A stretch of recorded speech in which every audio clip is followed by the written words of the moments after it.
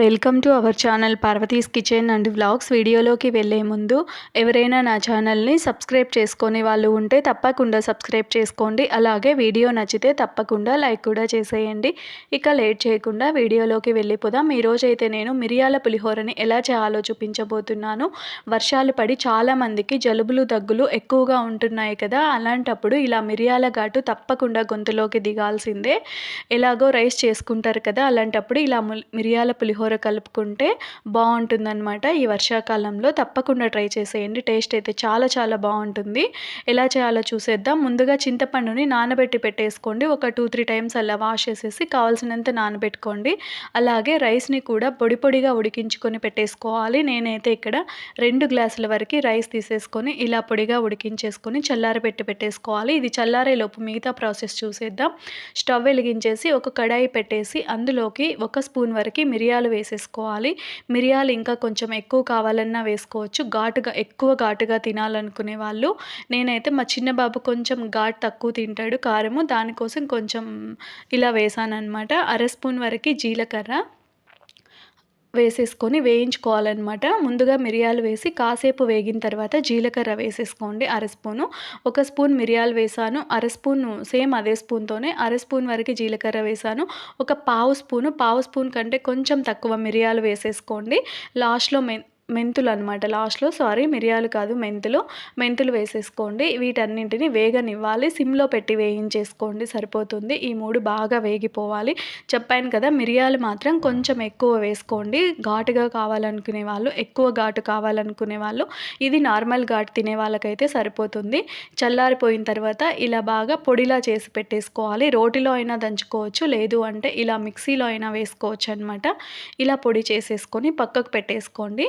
తర్వాత సేమ్ అదే కడాయిలోనే ఇందాక వేయించుకున్నాం కదా, అదే కడాయిలోనే ఆయిల్ వేసేసి కొంచెం స్టవ్ వెలిగించి కడాయి పెట్టండి. ఆయిల్ వేసి హీట్ అయ్యాక పోపు దినుసులు అనమాట ఇక్కడ కొన్ని వేయండి. మిగతావి లాస్ట్లో పోపుకు అలానే ఉంచేసాను. కొంచెం మాత్రమే ఇక్కడ వేసాను. ఆవాలు, జీలకర్ర, మినపప్పు, శనగపప్పు అన్నీ కలిపి వేసేసాను. తర్వాత 2 ఎండుమిరపకాయలు, 2 పచ్చిమిరపకాయలు కూడా వేసుకోవాలి. ఎక్కువ వేయకూడదు అనమాట పచ్చిమిర్చి, ఎండుమిర్చి. ఎందుకంటే మిరియాలు ఎక్కువ వేస్తున్నాం కదా, మిరియాల పులిహోర కాబట్టి మిరియాలు ఘాటు ఉంటాయి కదా, దానికోసం చూసుకొని వేసుకోవాలి అంతే.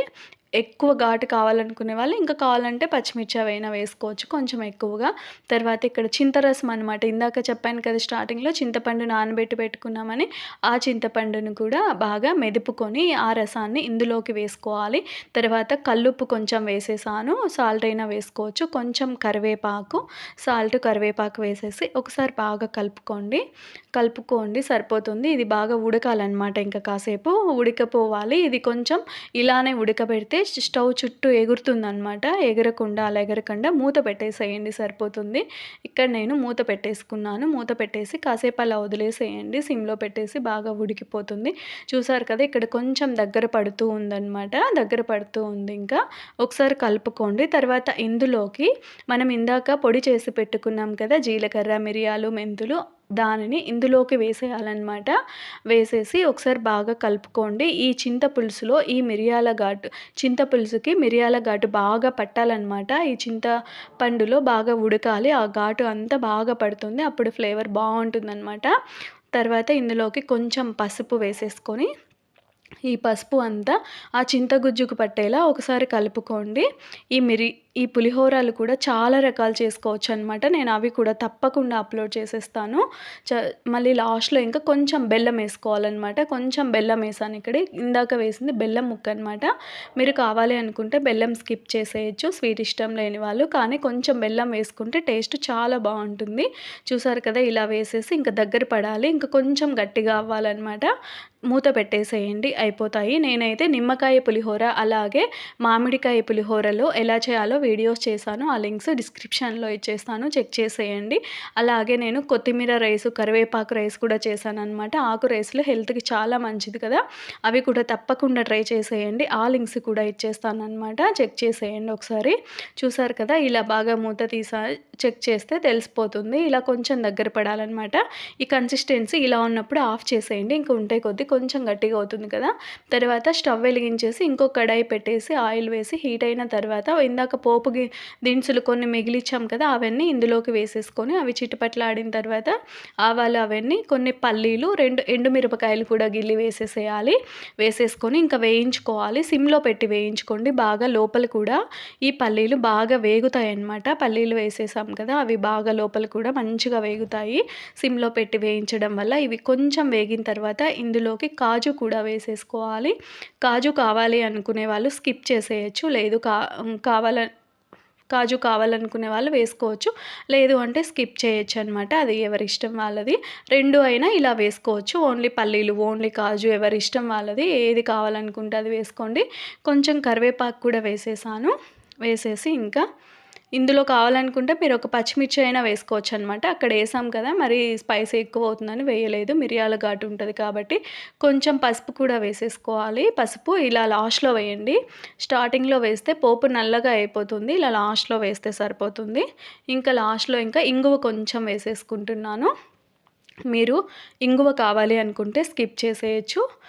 లేదు అనుకుంటే కొంచెం వేసేసుకోవచ్చు, సరిపోతుంది. ఇలా వేసేసి ఇంకా ఈ పోపు కూడా సిమ్లో పెట్టి వేయించాం కదా, బాగా దూరగా వేగిపోయాయి. ఇంకా స్టవ్ ఆఫ్ చేసేసి పక్కకు పెట్టేసుకోండి. చింతపులుసు రెడీ అయిపోయింది, అలాగే పోపు రెడీ అయిపోయింది. ఇక్కడ రైస్ కూడా చల్లారిపోయింది అనమాట. ఇలా రైస్ చల్లారిపోయింది కదా, ఇలా చల్లారిపోయిన రైస్లోకి ముందుగా చింతగుజ్జు చేసి పెట్టుకున్నాం కదా, ఇలా వచ్చిందనమాట కన్సిస్టెన్సీ. ఇలా ఉండేలా చూసుకోండి. తర్వాత ఈ రైస్లోకి ఈ చింతగుజ్జుని వేసేసుకోవాలి. సరిపడా ఉంటే మొత్తం వేసేసుకోండి. లేదు ఎక్కువ ఉంది అనుకుంటే పక్కకు పెట్టేసుకొని ఆ చింతగుజ్జు ఫ్రిడ్జ్లో పెట్టేసుకొని పోపు పెట్టి అలా కలుపుకున్నా కూడా సరిపోతుంది, ఒకవేళ ఎక్కువ అనిపిస్తే. లేదు మీరు తీసుకున్న రైస్కి కలిపేసుకోండి, సరిపోతుంది. నేనైతే ఇక్కడ 2 గ్లాసుల వరకు రైస్ తీసేసుకున్నాను అనమాట. చింతపండు అయితే ఒక 2 నిమ్మకాయలు ఉంటాయి కదా, కొంచెం పెద్ద కాయలే, ఆ సైజ్ అంతా చింతపండు తీసుకొని వాష్ చేసి నానబెట్టి పెట్టుకున్నాను. ఇక్కడ సరిపోయిందనమాట ఈ 2 గ్లాసుల రైస్కి. చూసారు కదా, ఇలా బాగా కలుపుకోవాలి, రైస్కి బాగా పట్టేలా. సాల్ట్ ఒకవేళ తక్కువ ఉంది అనుకుంటే యాడ్ చేసేసుకోండి, సరిపోతుంది. దీనిని అయితే పిల్లలు కూడా ఎంతో ఇష్టంగా తింటారండి. మా పిల్లలు అయితే చాలా చాలా బాగా తింటారు. మీరు కూడా తప్పకుండా ట్రై చేయండి. చూసారు కదా, ఇంకా లాస్ట్లో పోపు వేసేసుకున్నాం కదా, ఆ పోపుని ఇందులోకి వేసేసుకొని కలుపుకోవాలంతే. ఈ పోపు లాస్ట్లో ఇలా పోపు పెట్టుకొని వేసుకుంటే బాగా అవి క్రిస్పీగా ఉంటాయి అన్నమాట. పల్లీలు, కాజు అలా తినేటప్పుడు మెత్తగా అవ్వకుండా ఉంటాయి. దానికోసం ఇలా లాస్ట్లో పోపు పెట్టుకొని ఆ పోపుని ఇలా కలుపుకుంటే సరిపోతుంది. చూసారు కదా, ఇది టేస్ట్ అయితే చాలా చాలా బాగుంటుంది. ప్రతి ఒక్కరు తప్పకుండా ట్రై చేయండి. కావాలంటే ఫెస్టివల్స్ వచ్చేస్తున్నాయి కదా, దేవుడికి నైవేద్యంగా కూడా ఇలా చేసుకొని సమర్పించవచ్చు అనమాట. Thank you for watching this video.